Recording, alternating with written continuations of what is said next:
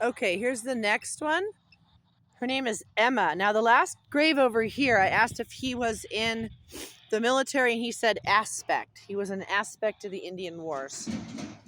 Um, I'm in broad daylight. There's people out here working. They're probably thinking I'm a freak. Okay, so this is what we do for Face of Horror. Okay, so Mother, go ahead.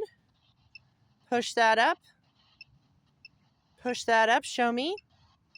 Miss Emma. I can't see your last name. Emma O something. 1860 to 1900. So she'd be a pioneer. These are early pioneers that I'm in. I'm in the Pioneer Cemetery in San Jacinto. What did you like about your house, Mother Emma? Tell us something. Push that bar up. Now I'm going to push that down there so we can do this. Okay. Now, obviously, everybody thinks you need a bunch of crazy things. You don't.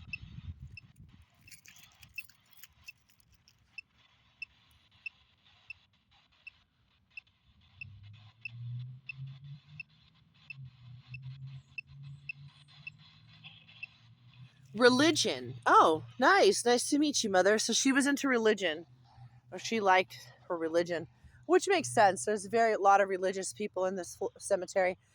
This must be her sister. Is this your sister, Florence? 1884. And Merwin. I don't know if that's a boy or a girl's name. Merwin. Oh, this is John's family. Oh, okay. So now I see why John led me here. Okay, so this is John Pugh's family. See? Okay, so I was over here before, 1891 to 1935. I was telling you all that in our Western campaigns here in Hemet and San Bernardino, that we had met all sorts of people. There's Custer out here. There's Santa Anna. There is all sorts of famous Indian Wars heroes that came out to San Bernardino. So it's very possible he was involved in that. Look at the dates. He would have had to have been involved in the westward expansionism. And it looks like he had this entire, and they said religion, so that I was correct. His name is Pugh, which has to do with Protestant religion. So when I asked what her name is, it's Pugh as well, because it came back religion. So this is someplace how the ghost people can help you. When people know a little bit about. Now, if you are interested, hi, Miss Florence. See, it started popping. Chart. Yes, there is a chart. You're so smart. Always thank them, praise them. This is hard for them to do, to talk to us. It's hard for us to do, but it's also hard for them. I was going to say Miss Florence here. She died in 1904. So not you do the math, but she probably wasn't that old. And Merwin, I want to say Merwin's one of their children. Is Merwin your brother?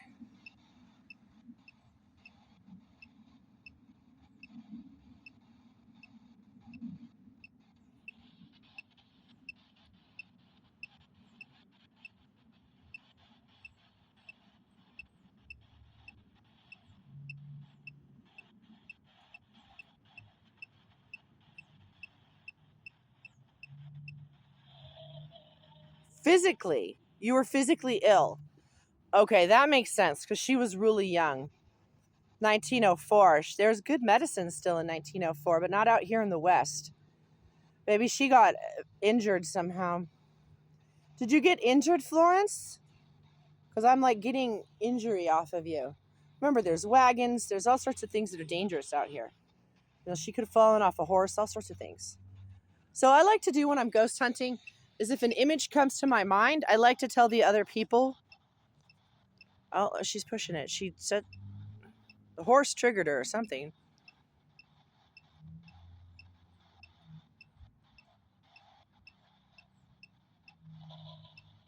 Clue. Hey, I have a clue. That is a clue. So you fell off a horse throwing in a wagon accident, huh? It probably left you mangled. That happened a lot to children in the Old West. So she was probably a young woman, too. I mean, she's not that old, 1904. Those aren't that long of dates. I don't know, I have to do the math real quick. But anyway, anytime you're with a bunch of other researchers, and for some reason, if you come across, something like that, clue, then tell them. If you're having an image of somebody, then tell them. Here's another great example of what this guy is. He's a Mason. So always look for the symbols on the grave.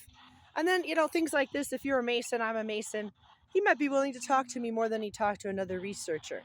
So these are all important things to research. Remember to dress comfortably, wear comfortable shoes.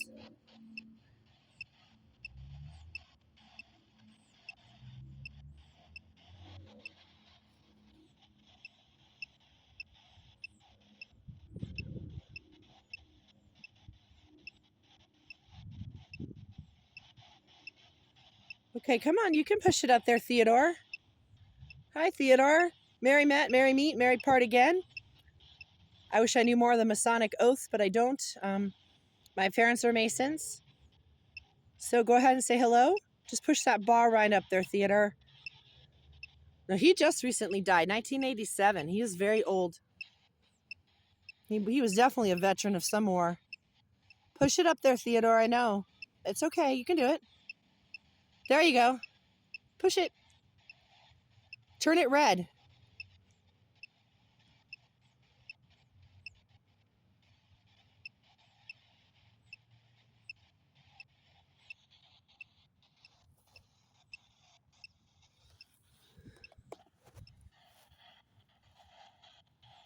Push it up all the way, Theodore.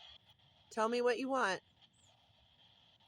Now, some of them, because he may be too old, he doesn't understand the technology. Some of these ghosts get it right away.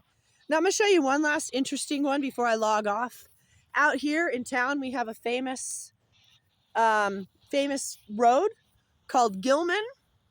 And here's the Gilman family. Now, I'm sure they're very prominent. You can look them up in San Bernardino history, I believe. The third, here's Wanda. They were pillars of the community. They did all sorts of things. So always look for the famous people. And here's the maiden name, Subliette. So always look for the famous people because you'll be able to research them much more easily to convince your findings. William, 1940 to 1975. They came in the late 1900s, I believe. Let's see who else is here. Yeah, so definitely I would suggest look up the old people in your neighborhood, the historical characters. And then this one just popped right now.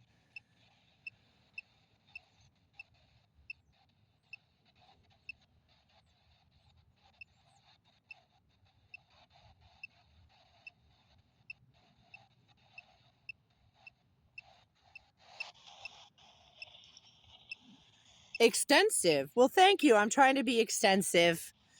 Are you? Thank you, Mother Mabel. Now, her tombstone has pink marble. And again, it would cost a little bit of money in the 1800s to have something like this. There's a lot of places that they give you a deal back in the day. Oh, and here's baby Violet. So maybe that's what she wants us to see. So there's baby Violet. Let's all give baby Violet a wish in heaven. Thank you, baby Violet, for being here on this earth, giving your mother so much comfort. When you're with the dead, talk to them, pray to them.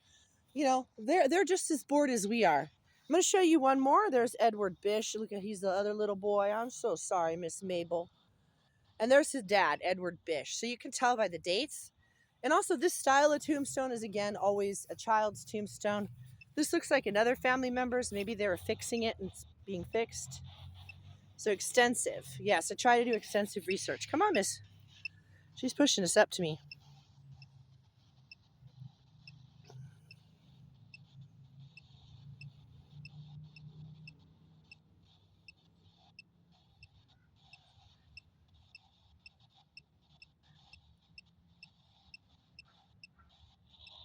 Ear. Yes, I can hear you. I'll give you an ear. For sure. Or he had an ear infection. The boy had an ear infection. That's what I just heard. Infection in my head. Now it's going to start raining on me here. So I got a few minutes to commune here.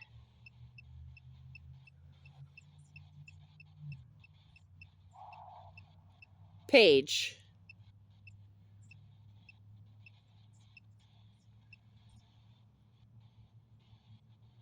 She's interesting. I definitely will have to come back and talk to her.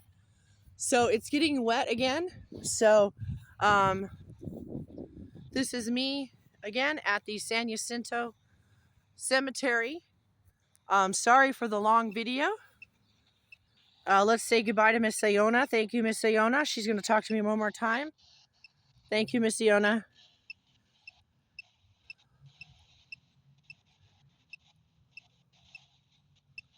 Push it on up there, Miss Sayona. You can do it.